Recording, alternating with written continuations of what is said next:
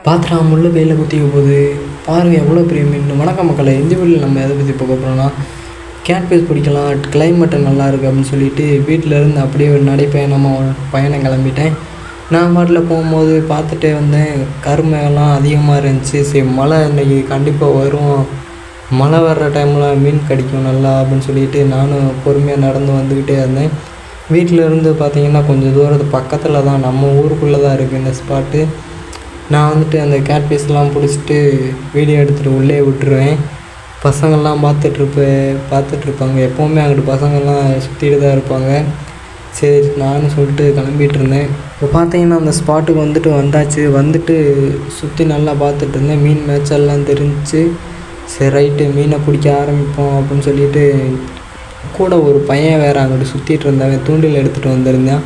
சரி தூண்டில் போடுறா அப்படின்னு சொல்லிட்டு போட சொன்னேன். பையனும் மீனை மாட்டி விட்டு தூக்கி போட்டான்.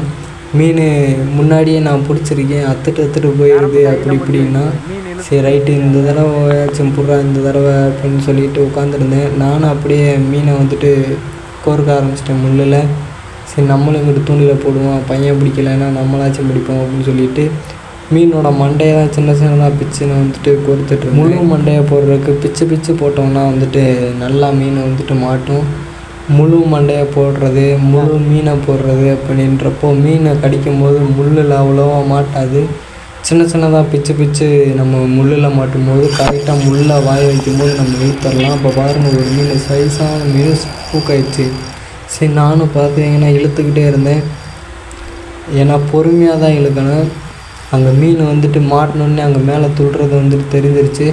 சரி ரைட்டு நல்ல சைஸான மீன் தான், இந்த மீனை வந்துட்டு கரை ஏற்றிடுவோம் அப்படின்னு சொல்லிட்டு பொறுமையாக இழுத்துட்டு இருந்தேன். மீனை நல்லா ஃபைட்டை கொடுத்துக்கிட்டு மேலே துள்ளுறது, இங்கிட்டு உள்ளே இழுத்துட்டு போகிறது, செடிகளுக்குள்ளே இழுத்துட்டு போகிறது நிறையா சொல்லியை பார்த்துக்கிட்டு இருந்துச்சு. இந்த ஸ்பாட்டில் வந்துட்டு பெரிய 20 கிலோ மீன்லாம் இருக்குது. அந்த மீனை பிடிக்கிறதா வந்துட்டு நானும் ட்ரை பண்ணி பார்க்குறேன். வாரம் இங்கே வர்றதெல்லாம் அதுக்காக தான். அந்த 20 கிலோ மீனை ஒரு தடவையாச்சும் பிடிச்சி வீடியோ எடுத்துகிட்டு அப்புறம் திருப்பி உள்ளே விட்டாலும் சரி, இல்லை கரையில் தூக்கி போட்டு சாக விட்டாலும் சரி, எனக்கு அந்த மீனை பிடிச்சே ஆகணும், அந்த 20 கிலோ சைஸ் மீனை அப்படின்னு சொல்லிட்டு நானும் ட்ரை பண்ணிகிட்ருக்கேன். ஆனால் எனக்கு மாட்டுறது என்னமோ கம்மியாக தான் மாட்டுது. அதிகமானா ஒரு 10 கிலோ வரைக்கும் மாட்டியிருக்கு ஒரே மீன். அந்த 20 கிலோ மீன் மட்டும் நம்மளுக்கு மாட்டவே மாட்டேது. 20 கிலோ மீன் எப்பட்றா அப்படின்னு சொல்லி கேட்டிங்கன்னா, நான் சின்ன வயசாக இருக்கும்போது இப்போ நான் பிடிக்கிற மீன்லாம் நான் சின்ன வயசாக இருக்கும்போது இந்த இடத்துல பிடிச்சிருக்கேன். அதுக்கப்புறம் யாரும் இங்கே அவ்வளோவா பிடிக்கலாம் மாட்டாங்க. அப்போயே இந்த சைஸ் மீன்லாம் இருந்துச்சு ஒரு 7-8 வருஷத்துக்கு முன்னாடியே.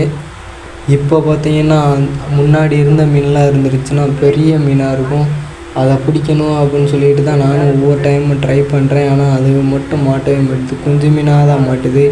இதெல்லாம் இப்போது ஒரு வருஷம் கூட இருக்காது இந்த குஞ்சு பொறிச்சு, ஒரு வருஷமே அதிகம்தான். இந்த மீன் வந்து டக்குன்னு வளர்ந்துடும். ஒரு 5-6 மாதம் தான் இருக்கும் இந்த குஞ்சு பொறிச்சு.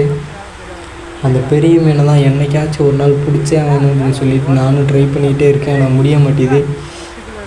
சரி ட்ரை பண்ணுவோம், எதுவுமே உடனே கிடைக்காதுல்ல, முயற்சி பண்ணி தான் அதை பிடிக்கணும். சரி நம்ம வந்துட்டு அந்த பையன் வேறு மீனை பிடிச்சிட்டு தூக்கிட்டு போயிட்டு இருந்தான். பையன் வந்துட்டு மீனை பிடிக்கும் போதே அத்துட்டு ஓடிடுமா. இன்றைக்கி தான் நான் பிடிச்சேன்னு பையன் வந்து தூக்கி பார்த்துட்டு இருந்தான். சரிடா அப்படின்னு சொல்லிட்டு அப்புறம் நான் தான் அந்த முள்ளெல்லாம் கழட்டிகிட்டு இருந்தேன். அதே கழட்ட முல்லை ரொம்ப அது கூட ஃபைட்டை பண்ணி தான் கழட்டிக்கிட்டு இருந்தேன். முள் வந்துட்டு நல்லா ஊக்காயிருச்சுன்னா அவ்வளோதான், கழட்டவே முடியாது. ரொம்ப நேரம் வச்சுங்க கழட்டுறக்கு. அதையும் அப்புறம் கழட்டிட்டு சரி நம்ம நெக்ஸ்ட்டு மீன் பிடிக்கிறதுக்கு தூண்டில் போடுவோம் அப்படின்னு சொல்லிட்டு நான் ரெடி பண்ணிகிட்டு இருந்தேன். வீட்டிலேருந்து வந்தான் பையன், நம்ம தெரிஞ்ச பையன்தான் வந்து. நான் தூண்டில் போடுறேன் அப்படின்னா நீ மூங்கில் தூண்டில் போடுறா அப்படின்னு சொல்லிட்டு அவனை அனுப்பி விட்டு நம்ம தூண்டில் வந்துட்டு நான் போட்டுட்ருந்தேன். அடுத்து வந்துட்டு மீன் வந்துட்டு மாட்டி ஓடிக்கிட்டே தான் இருந்துச்சு. மீனே பிடிக்கல. அடுத்து இந்த ஒரு மீனோட வந்துட்டு திருப்பியும் போகும்போது தண்ணிக்குள்ளேயே விட்டு இந்த ஒரு மீனோட கிளம்பிட்டேன். ஏன்னா பெரிய சைஸ் மீன் பிடிக்க வரும்போது இந்த சின்ன சைஸாக மாட்டிகிட்டே இருந்துச்சுன்னா பிடிக்கிறக்கே கடுப்பாயிரும். நான் வந்துட்டு இப்போ 2வது டைம் தூக்கி போட்டுட்ருந்தேன். ஆனால் மாட்டி மாட்டி ஓடிடுச்சு. இல்லை பெரிய மீன் தான் மாட்டி மாட்டி ஓடிடுதா, இந்த சைஸ் மீன் மாட்டினா நம்மளுக்கு கிடச்சிருதா அப்படின்னு தெரியலை. ஆனால் எப்படி பெரிய மீனாக இருந்தால் தான் முழுங்கிரும், மாட்டிக்கிறோம். ஆனால் எப்படி ஓடுதுன்னு தெரியலை. சின்ன மீனா பெரிய மீனானே தெரில. சரி ரைட்டு, நம்ம போட்டு போட்டு பார்ப்போம்.